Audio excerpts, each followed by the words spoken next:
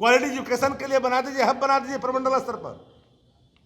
प्रमंडल स्तर पर अगर 100 करोड़ रुपया भी सभी प्रमंडलों में बांट दीजिए और क्वालिटी एजुकेशन का हब बना दीजिएगा तो बिहार के युवा शिक्षा प्राप्त कर करके एक लंबी छलांग लगाएगा। ईर्ष्या की पूर्ति के लिए राज्य के खजाना को आप चढ़ा दीजिएगा, बलि चढ़ा दीजिएगा, नाम छपाने के लिए, नाम मिटाने के लिए।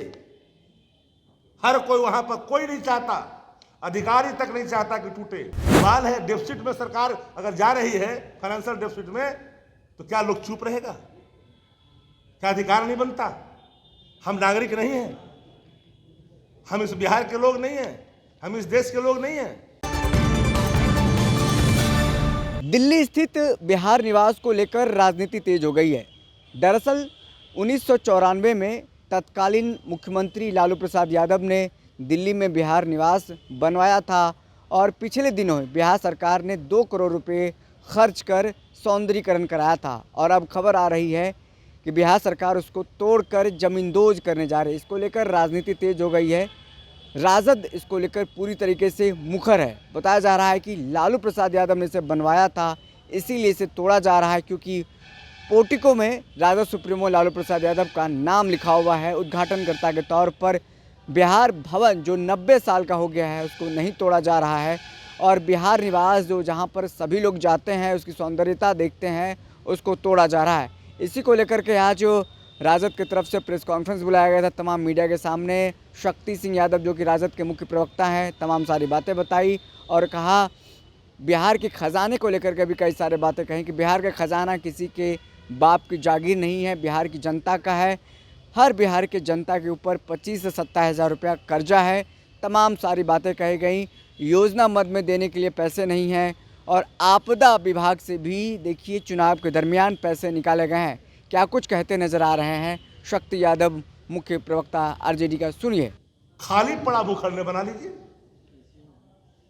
अरे भाई 500 करोड़ रुपया का 600 करोड़ रुपया का इंस्टीट्यूशन बना दीजिए ना, शिक्षा का, स्वास्थ्य का, क्वालिटी एजुकेशन के लिए बना दीजिए, हब बना दीजिए प्रमंडल स्तर पर।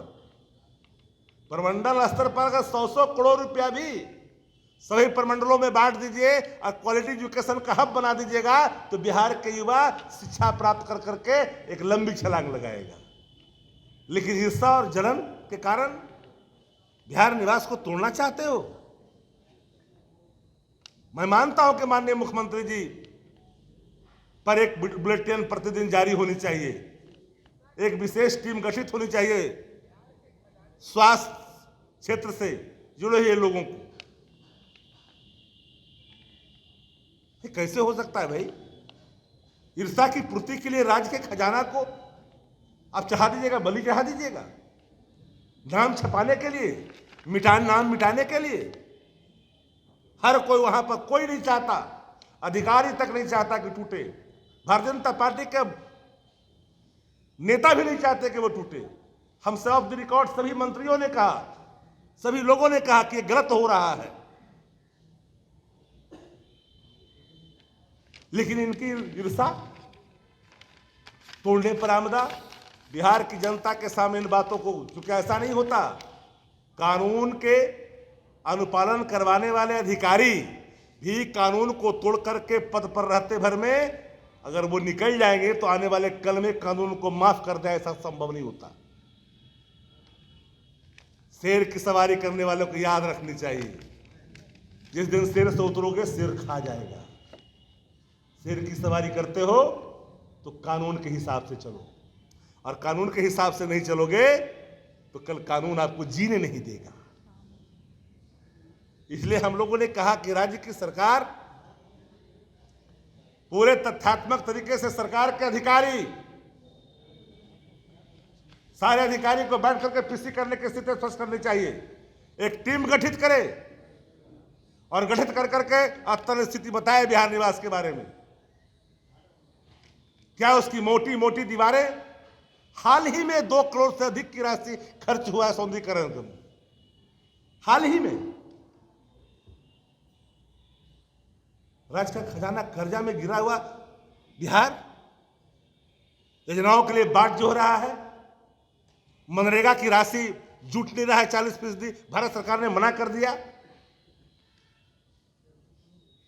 जानकर के आश्चर्य होगा, 2,500 करोड़ से अधिक पैसे सिर्फ बकाया भी हैं हमारे मजदूरों को बिहार में, पैसा आ नहीं रहा है। भाई सकारात्मक राजनीति पर बल क्यों नहीं दिया जाना चाहिए भाई?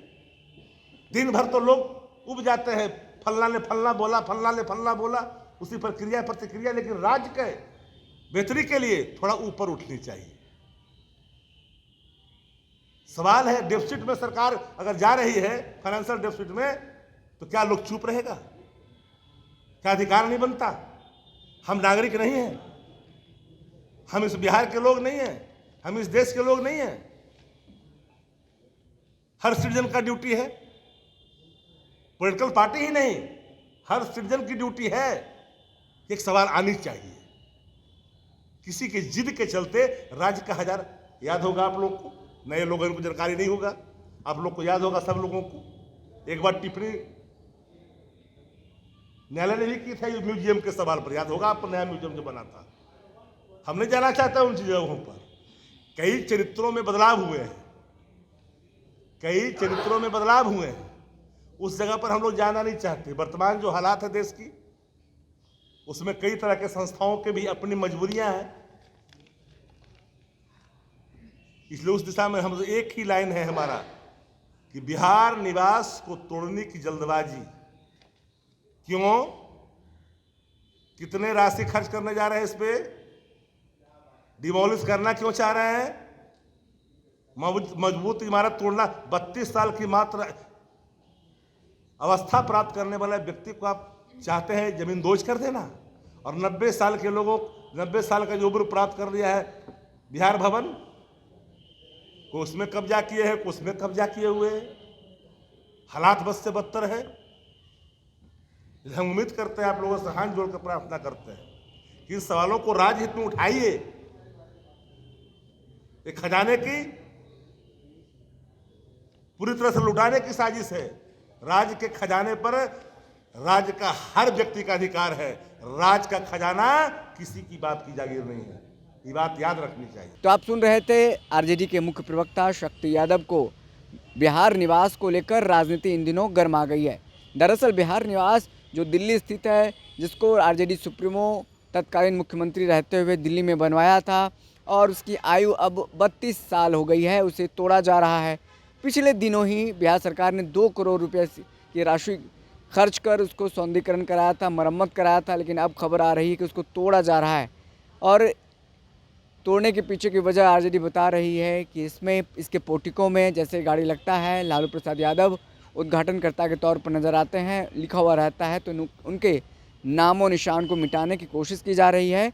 और बिहार का जो खर्च है वो बेलगाम हो रहा है, और जो बिहार का जो कहा जब बजट है, बिहार का जो पैसा है वो किस तरीके से चुनाव में बहाया गया और जनता के पैसे को किस तरीके से लुटाया गया, उस पर भी तमाम सारी बातें कहते नजर आ रहे हैं। फिलहाल इस खबर में इतना ही, हमें दीजिए इजाज़त, फिर मिलते किसी बड़ी खबर के साथ। फिलहाल इस खबर इतना ही, बहुत बहुत शुक्रिया।